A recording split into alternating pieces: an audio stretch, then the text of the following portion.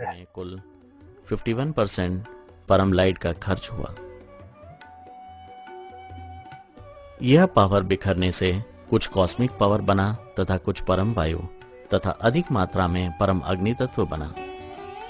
यहाँ आत्माओं में परम लाइट की कमी 49% और परम तत्व की मात्रा 51% हो जाने से पुरुष और प्रकृति जो कंबाइंड थे उनको अलग अलग होने की भासना होने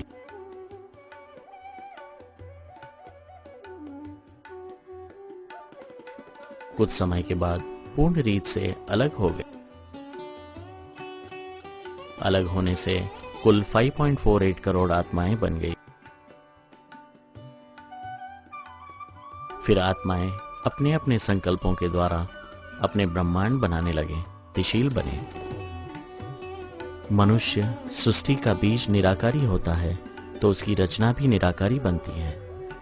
बीज आकारी बनने से उनकी रचना भी आकारी बनती है और बीज साकारी बनने से उनकी रचना भी साकारी बन जाती है। प्रकृति परिवर्तनशील होने के आधार से बीज अव्यक्त में से व्यक्त में यानी निराकारी में से साकारी में आ गया और दुख का कारण बना।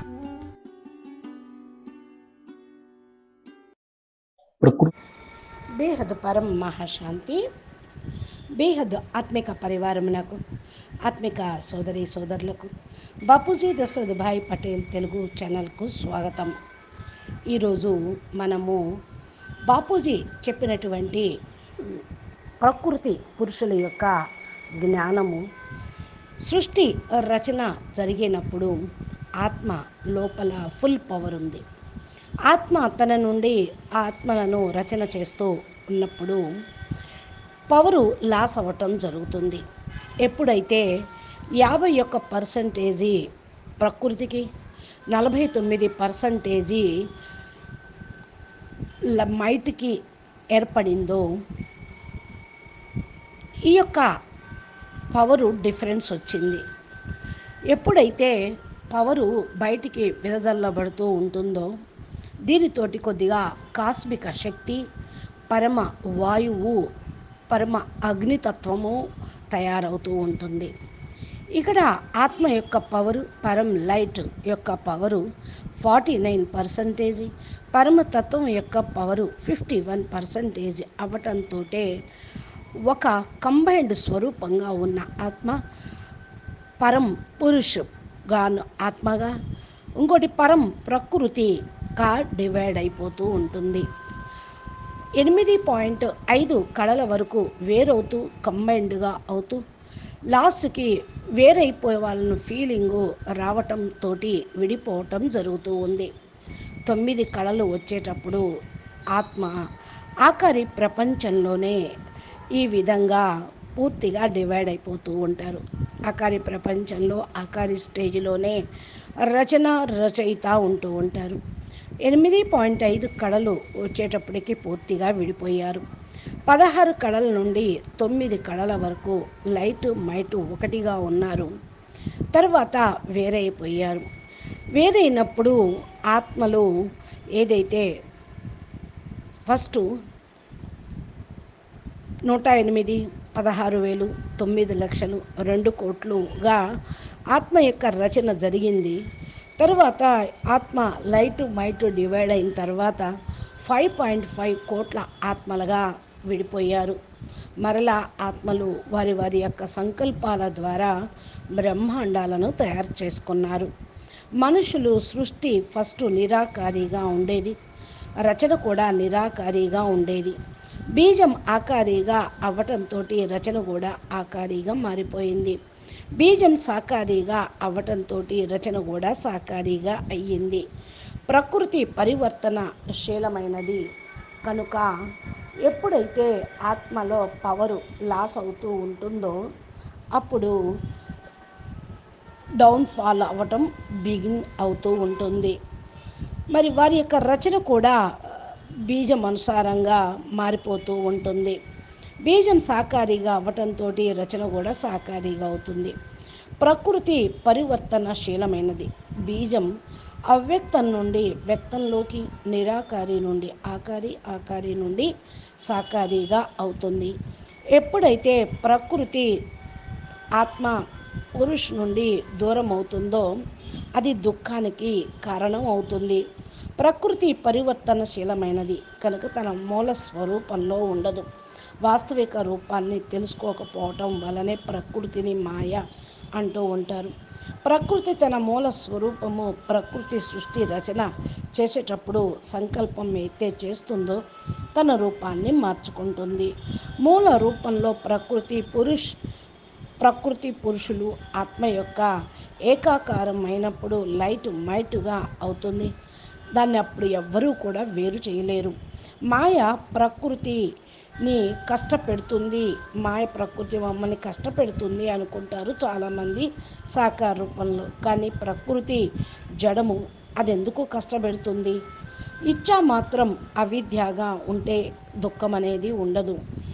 ప్రకృతి ఇచ్చారహితంగా ఉంటుంది. స్వామి రచయిత లైట్ చెప్పినట్లుగా వింటూ ఉంటుంది. అందుకనే శాస్త్రాల్లో చెప్పినట్లు ప్రకృతికి 2 పనులు ఉంటాయి అని చెప్పారు.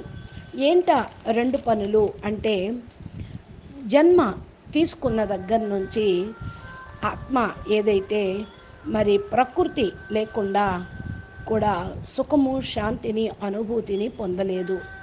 మోక్షమునకు కారణం కూడా ప్రకృతి. ఆత్మ సంకల్పం చేసిన దాన్ని ప్రకృతి చూపిస్తూ ఉంటుంది. ప్రకృతి మరి ఆత్మ పురుష్ చేసినటువంటి సంకల్పాన్ని ప్రకటితం చేస్తుంది. పురుషుడు ఎప్పుడైతే ఆత్మ అజ్ఞానం ఉంటే దుఃఖానికి కారకుడు అవుతాడు. అజ్ఞానంతో దుఃఖం వస్తుంది. ప్రకృతి ఏ కష్టము ఇవ్వదు. ఆత్మ ప్రకృతి వేరు వేరు అనే సంకల్పం చేస్తూ సుఖభోగాల కోసం స్థూలంలో అనుభవించాలి అని ఉన్నప్పుడల్లా అదే దుఃఖంగా అవుతుంది. ఆత్మ ప్రకృతికి దాసి అయిపోతుంది. ఆత్మ పురుషు ఉదాసీనం అయిపోతుంది. ప్రకృతి తన సంకల్పాలను సిద్ధించుకోదు. ఆత్మ ప్రకృతికి దాసి అయిన కారణం వల్ల కర్మ సిద్ధాంతము ఇక్కడ వర్తిస్తూ ఉంటుంది. ప్రకృతి యొక్క మరి నియమము మారిపోతూ ఉంటుంది. ఎందుకనంటే దాని అనుసారంగా ఆత్మకు కూడా రూలు అనేది వర్తిస్తూ ఉంటుంది. ఆత్మ ఎప్పుడైతే ఇచ్చారహితంగా అవుతుందో, పూర్ణ జ్ఞానిగా అవుతారో అప్పుడు ఆత్మ సుఖీగా ఉంటుంది. పూర్ణ జ్ఞానిగా కానంత వరకు కోరిక అనేది ఉంటుంది. కాబట్టి ప్రకృతిని కంట్రోల్లో ఉంచుకోగలుగుతుంది పూర్తి జ్ఞాని అయితే. ఎప్పుడైతే ప్రకృతి కంట్రోల్ నుండి బయటపడాలంటే మరి సంపూర్ణ జ్ఞానిగా కావాలి. ఆత్మ పురుషు ప్రకృతి యొక్క కంట్రోల్ నుంచి బయటపడాలి అనుకున్నప్పుడు జ్ఞానిగా కావాలి. కర్మాతీతంగా అయిన వారు ప్రకృతికి స్వామిగా అవుతారు. మిగతా వారంతా ప్రకృతికి దాసులుగా కావాల్సిందే. అప్పటి వరకు ప్రకృతియే దుఃఖాన్ని ఇస్తూనే ఉంటుంది అని అంటారు. ఏదైతే ప్రకృతి దుఃఖాన్ని ఇస్తుందన్నప్పుడు ఆత్మ చైతన్యము అజ్ఞానం వల్ల దుఃఖం వస్తుందని ఎవరికీ తెలియటం లేదు. నేను ప్రకృతికి మాలిక్ను అవుతాను అనే సంకల్పం చేస్తే అది సిద్ధిస్తూ ఉంటుంది. జ్ఞానంతో ప్రకృతి నా యొక్క ఆత్మ చైతన్యం యొక్క పవరు అని అనుకున్నప్పుడు ప్రకృతిని చూస్తూ కూడా అన్నిటి నుండి ముక్తి కాగలుగుతారు. అచ్చా, పరం శాంతి. నమస్తే, ధన్యవాదాలు. బేహద్కే బేహద్, పరం పరం పరం. మహాశాంతి హై, మహాశాంతి హై, మహాశాంతి హై. దీని పూర్తి వివరాలు తెలుసుకోవాలంటే బాపూజీ దశరథ్ భాయ్ పటేల్ తెలుగు ఛానల్లో అద్భుతమైనటువంటి జ్ఞానం బాపూజీ చెప్పారు. ఈ యొక్క జ్ఞానమును మీరు విని పూర్తిగా ధారణ చేస్తే ఆటోమేటిక్గా మీకు అంతా కూడా అర్థమైపోతూ ఉంటుంది. నమస్తే.